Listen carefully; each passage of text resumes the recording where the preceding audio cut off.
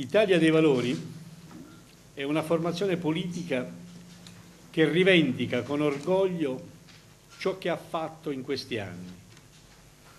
Sono stati anni delicati per il nostro Paese, anni che dovevano segnare la svolta verso una seconda Repubblica dopo che la prima, alla luce della radiografia che gli ha fatto Mani Pulite, si è dimostrata incancrenita, corrotta e che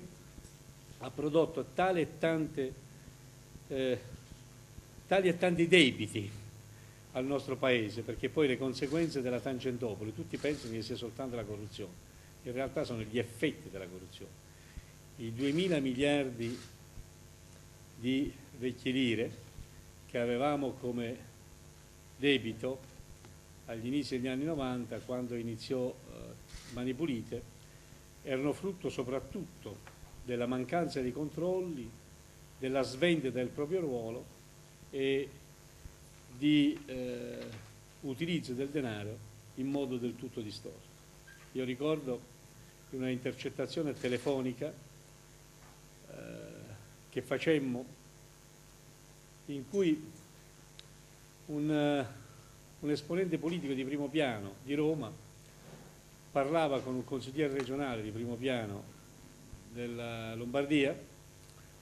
e diceva: stiamo facendo il bilancio dello Stato, dobbiamo decidere quale opere pubbliche mettere per la Lombardia. Che dici? Io avevo pensato di metterci il passante. No, lì prendiamo solo il 3%, facciamo quest'altra opera che ci danno il 7%.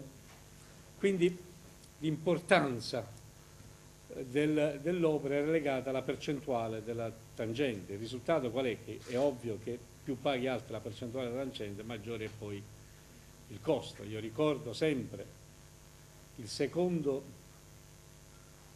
provvedimento restrittivo che facemmo, secondo, mica tanto, subito dopo Mani Pulite, subito dopo Mario Chiesa, riguardava un appalto, prezzo a base d'asta 2,5 miliardi di lire, prezzo liquidato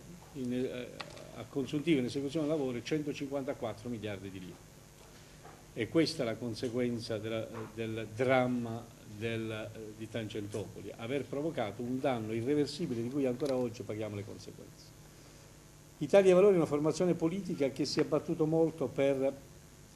riportare trasparenza e efficienza all'interno delle istituzioni. Lo ha fatto in un modo così capillare e profondo da essere odiato dai rappresentanti delle istituzioni, tant'è che si sono impegnati tutti insieme a tutti i livelli di metterci fuori, addirittura isolando con delle leggi elettorali capestri, qual è quello appunto che, prevedendo che bisogna stare all'interno della coalizione, neanche facendoci partecipare alle elezioni in coalizione. L'ultima è quel che è avvenuto a Roma qualche settimana fa, dove, come avete letto le agenzie ANSA di questi giorni, di questi minuti, poche ore prima di depositare la lista ci hanno escluso, perché dice: chi ce lo fa fare a tenere l'Italia dei Valori dentro l'istituzione? Un'Italia dei Valori che però ha capito una cosa, che è necessario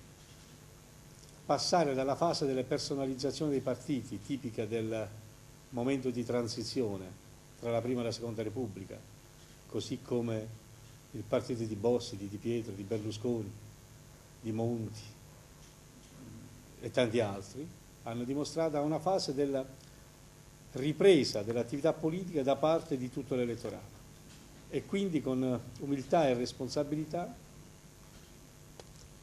sta ricominciando dalle origini, perché vuole impegnarsi a svolgere la propria attività politica nell'interesse del Paese, ma vuole anche ricominciare da quello spirito ideale che l'ha caratterizzato all'inizio